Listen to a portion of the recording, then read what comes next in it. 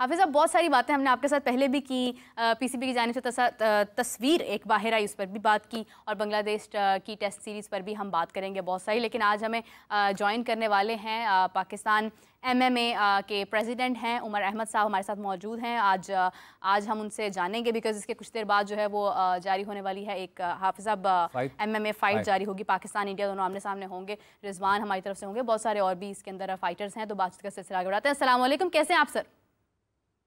जी अस्सलाम वालेकुम। जी मैं बिल्कुल ठीक हूँ, आप खैरियत से? जी मैं बिल्कुल खैरियत से हूँ। उमर साहब, इतना एक बड़ा इनिशिएटिव है पाकिस्तान में, एक पहली बार इस तरह का एक इवेंट जो है वो ऑर्गेनाइज हो रहा है। अभी हमने देखा कि ओलंपिक्स में जिस तरह से अरशद नदीम ने अपना नाम बुलंद किया, MMA में भी हम बहुत सारे लोग इसमें नए लोग सामने लेकर आ सकते हैं जो पाकिस्तान का नाम रोशन करेंगे। तो किस तरह से देखते हैं आप इस इवेंट को? जी इसमें दो चीज़ें मैं आपको बताना चाहूँगा। एक तो जो इवेंट है उसका magnitude, this is the biggest event Pakistan is ever hosted. इसमें 16 टीम्स हैं और 180 एथलीट्स कम्पीट कर रहे हैं और अराउंड 100 हमारे पास टेक्निकल स्टाफ और ऑफिशियल्स हैं। सो हमें गवर्नमेंट ने तकरीबन 300 वीजे ग्रांट किए हैं। जहाँ तक इस इवेंट की बात है, इसको ब्रेव कॉम्बैट स्पोर्ट्स फेस्टिवल कहते हैं, जिसमें एशियन चैंपियनशिप है और ब्रेव का एक प्रोफेशनल इवेंट है। उसमें यह है कि इसको दुनिया का सबसे बड़ा कॉम्बैट स्पोर्ट फेस्टिवल कहते हैं क्योंकि इट्स टेलीकास्टेड इन 180 कंट्रीज। ये 10 मिलियन हाउस होल्ड को हिट करता है और इसको 25 डिफरेंट लैंग्वेजेस में ट्रांसलेट करके देखा जाता है। तो by far this is the biggest event और ये पाकिस्तान के लिए बड़ी खुशाइन बात है कि पाकिस्तान इस साल ब्रेव कॉम्बैट फेडरेशन का जो कॉम्बैट वीक है वो होस्ट कर रहा है। अब जहां तक हमारे एथलीट्स की बात है, मैं इसमें ये कहना चाहूंगा, it's been a silent revolution. हम पहली दफा अबू धाबी गए वर्ल्ड चैंपियनशिप पे, we won a bronze medal. अगली दफा हम सर्बिया गए, we took a 10 people contingent, हमने वहां पे कम्पीट किया। और अभी लास्ट ईयर दिसंबर में हमने बहरीन में कम्पीट किया था एशियन चैंपियनशिप के लिए, हम 4 मेडल जीते। तो इसमें ये कि हमारे पास चैंपियंस ऑलरेडी मौजूद हैं। हम उस तरह मे बी मीडिया में उनको हाईलाइट नहीं कर सके, मीडिया में उनको इस तरह एंगेज नहीं कर सके, but I think this is the right time. हमें ये समझना चाहिए कि क्रिकेट के अलावा और भी स्पोर्ट्स मौजूद हैं। और देखें, कुछ ऐसी स्पोर्ट्स हैं जिनको एक इकोनॉमी इटसेल्फ बनने की पोटेंशियल है।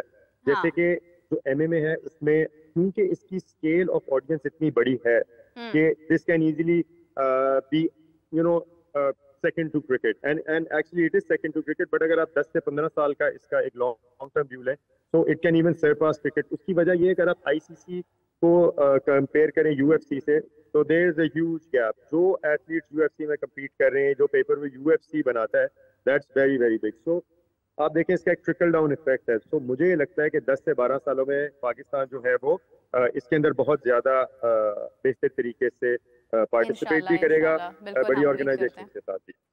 उमर साहब, जैसे भी आपने जिक्र किया कि एथलीट्स के हवाले से जो वीज़ा जारी किए हुकूमत ने, अच्छी खासी तादाद में हैं, आप क्या पोटेंशियल पाकिस्तान में देखते हैं MMA के हवाले से? और जहाँ तक दीगर दुनिया से जुड़ने का मामला है, जो बाहर से लोग आते हैं उनके लिए कोई आपके एसोसिएशन के, फेडरेशन के इंतज़ामी तौर पर किसी किस्म की रुकावट तो नहीं होती? और साथ ही साथ कि आपके जो पोटेंशियल है पाकिस्तान का, ये पूरे साल में इसको कैसे इस्तेमाल किया जा सकता है? क्योंकि अगर क्रिकेट के साथ हम चाहें कि MMA उस सतह पर आ जाए, तो फिर तो साल भर के इवेंट्स होते हैं उसमें। तो जी इसमें देखें, हमने पूरा इसका कैलेंडर बनाया और हम यही चाहते हैं कि साल भर इवेंट हो जिसमें हम कोई वाइट कॉलर लीग है, कोई हमारी नेशनल चैंपियनशिप है, कुछ 1-2 प्रोफेशनल इवेंट्स हैं। जो एथलीट्स हैं वो सारा साल ही बिजी रहते हैं। हमारा एज ए फेडरेशन ये मानना है कि हमने एक एथलीट डेवलपमेंट प्रोग्राम बनाना है जिसमें हम उनको एक करियर पाथ बना के दें कि अगर आप स्कूल कॉलेज के स्टूडेंट हैं, you want to try out MMA, you have these white collar leagues. वहां से आप हमारे साथ, हम इस साल गवर्नमेंट के साथ मिलकर नेशनल चैंपियनशिप कराएंगे। उसके बाद जो लड़के उसमें परफॉर्म कर रहे हैं, हम उनको एशियन चैंपियनशिप, वर्ल्ड चैंपियनशिप में कम्पीट कराएंगे। And once they start winning medals in that, हम उनको बड़ी ऑर्गेनाइजेशंस के साथ साइन करवाएंगे। तो ये ऑलरेडी हमारा एक ट्राइड एंड टेस्टेड मॉडल है। इसमें Ismail Khan is a very big example, इसमें Rizwan Ali is a very big example. Now they both are fighting in Brave. They started with the Pakistan MMA Federation, वो World Championship, Asian Championship में गए, जीते, and now they are being signed at big organization. जहाँ तक रुकावट का सवाल है, देखें, मेन चीज कोई भी स्पोर्ट्स हो उसमें फंडिंग आती है। हमने थोड़ा सा एक डिफरेंट एंगल लिया इसके अंदर। हमने फंडिंग की जहाँ तक बात थी, हम गवर्नमेंट के पास नहीं गए, हमने हाथ नहीं फैलाए। हमने उनसे ये जरूर रिक्वेस्ट की कि हम इतना बड़ा इवेंट करना चाहते हैं, आप हमें वीजाज लगवा दें। बाकी देखें, हमने इसकी प्राइवेट स्पॉन्सरशिप रेस की। उसकी वजह ये है कि ये स्पोर्ट्स की एक कंटेंट वैल्यू है। मैं हर दफा जिस फोरम पे बैठा मैंने यही कहा कि देखें अगर टिकटॉकर जो है वो सड़क क्रॉस करके मिलियंस ऑफ रुपीस कमा लेते हैं तो एथलीट क्यों नहीं कमा सकते। तो मैं इसमें एंगेज करना चाहता हूँ गवर्नमेंट को भी, और I think we should work towards sports marketing and that will create a very big difference in Pakistan.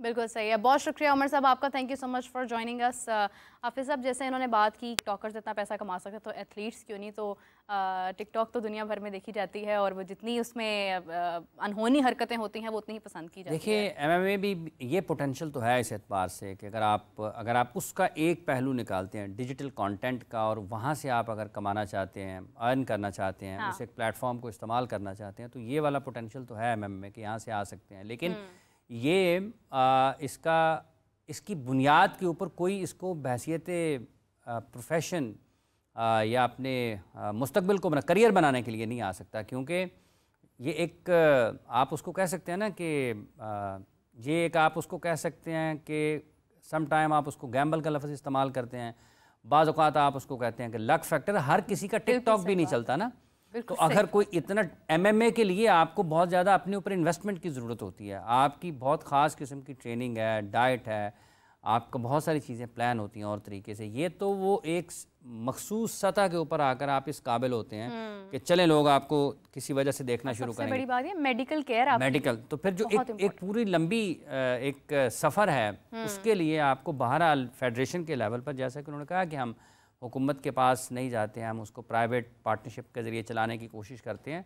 तो इसको एक दो जगह और भी हैं, मैंने देखा है वहाँ पर भी रेसलिंग के मैट भी लग रहे हैं और उसके साथ साथ MMA के ऊपर भी लोग जा रहे हैं। तो ये एक बढ़ती हुई स्पोर्ट्स है पाकिस्तान में, इसके ऊपर तवज्जो दी जा सकती है। लेकिन बात यह है कि क्या आप इसको एक करियर के तौर पर लेना चाहते हैं या फिर आप इसको जुज़वक्ती शौक़ के तौर पर लेना चाहते हैं। तो जब तक किसी को प्रोफेशनल तरीके से गेम को नहीं चलाया जाएगा और लोगों को वहाँ पर अपना करियर नज़र नहीं आएगा, मुख्तसर टाइम होता है। फिर जैसे आपने मेडिकल का जिक्र किया कि इसमें इंजरीज़ जो हैं हेल्थ के हवाले से आपको बहुत ज़्यादा रिस्क पे होते हैं, आप मतलब हाई रिस्क गेम है, तो वहाँ पर आपको देखते हुए कुछ ज़्यादा ऐसी जो गेम्स होती हैं उनमें आपके पास जो प्राइज़ मनी है या जो आपकी टेक केयर है या जो पर आपकी तैयारियाँ हैं वो बहुत ही इस अंदाज़ में होनी चाहिए कि कोई पता नहीं कि एक ही फ़ाइट करने के बाद आप दोबारा फ़ाइट कर सकते हैं या नहीं कर सकते हैं। इस किस्म की सूरत हाल भी होती है।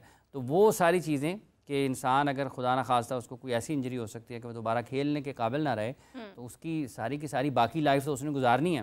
तो वो एक बहुत जामे किस्म के मनसूबाबंदी की और उसकी हिकमत अमली की और निज़ाम की ज़रूरत है ताकि खिलाड़ियों को आगे बढ़ाया जा सके। तो बहरहाल ये खुशाइंद है कि जैसे वो बता रहे हैं कि बाहर से भी लोग पाकिस्तान आ रहे हैं, तो एक कनेक्टिविटी तो है जिससे चलेगा। जितना लोग खेलेंगे, जितने इवेंट्स होंगे, एक पूरे साल का सर्कल आपका होना चाहिए। पहले 3 महीने, फिर अगले 3, फिर अगले 3, फिर अगले 3, तो 3-3 महीने के तो फिर आपके इवेंट्स होते रहेंगे, लोग आते रहेंगे और फिर जाहिर सी बात है कि जब आपका एक कल्चर बनता है तो फिर उसमें आपकी इंगेजमेंट जो है वो बनती है और लोग आपके साथ जुड़ते भी हैं। अल्लाह करे कि बेहतर तरीके से आगे बढ़े। देखिए, अगर मवाजना आप कर रहे हैं ICC के साथ, तो ICC एक पहली बात तो है कि मवाजना बनता नहीं है, वो एक बिल्कुल अलग चीज़ है। ये एक बिल्कुल अलग चीज़ है। वहाँ पर तो इंजरीज़ जो हैं वो अगर हो जाती हैं तो वो आपके खेलने की वजह से होती हैं, आपके किसी ऐसे एंगल की वजह से हो जाती है। यहाँ पर तो इंजरीज़ ही इंजरीज़ हैं, आपने मुकाबला ही इंजरीज़ का करना है। वो ये और किस्म के, और ये पाकिस्तान में एक मसला लोगों के साथ ये भी है कि भले वो कोई भी खेल, किसी भी खेल से ताल्लुक़ रखता, कोई भी शख्स है या कोई एडमिनिस्ट्रेटर है या कोई खिलाड़ी है, वो ये समझता है कि शायद क्रिकेट के ऊपर पाकिस्तान, हुकूमत पाकिस्तान बहुत खर्च करती है। ऐसा नहीं है, ऐसा नहीं है।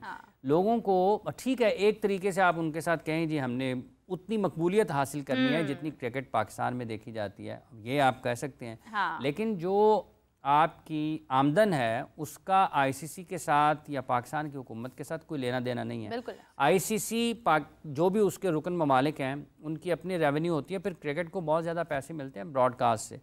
अब जैसे कि अभी कुछ देर पहले पाकिस्तान क्रिकेट बोर्ड ने अपने नशरियाती हुकूक बेचे हैं, तो वो भी एक अच्छे खासे उनको उससे पैसे मिलने हैं। मतलब 2-2 साल के अगर आप बेचते हैं, 3-3 साल के बेचते हैं, तो उसमें तो आपको मतलब लाखों डॉलर्स, आपके करोड़ों रुपए, अरबों रुपए आप उससे कमा लेते हैं सिर्फ एक उस ज़रिए से। आपकी स्पॉन्सरशिप उसके अलावा, आपकी गेट मनी उसके अलावा, जो आपको टिकट से आने हैं जब आप मैचेस करवाएंगे, उसके अलावा जो आपको दीगर चीज़ों से पैसे आने हैं, ICC से आपके रेवेन्यू आना है, जब आपने ICC के इवेंट्स खेलने हैं वहाँ से जो आपको पैसे मिलने हैं वो अलग हैं। सो उनके कमाने के आमदन के ज़राए ज़्यादा हैं। इस पे ज़रूर कोशिश होनी चाहिए कि हम इस खेल को उस सतह, किसी भी खेल को उस मकबूलियत की सतह पर ज़रूर लेके आएंगे जितना पाकिस्तान में क्रिकेट मकबूल है। तो जब आप इतने मकबूल हो जाएंगे ना, फिर आपके फाइनेंशियल इशू रहता ही नहीं है, क्योंकि जब आप मतलब करोड़ों लोगों में देखे जाएंगे तो फिर जो लोग स्पॉन्सर्स हैं वो आपके साथ जुड़ते ही जुड़ते हैं, अगर तसलसल के साथ काम करते रहें तो।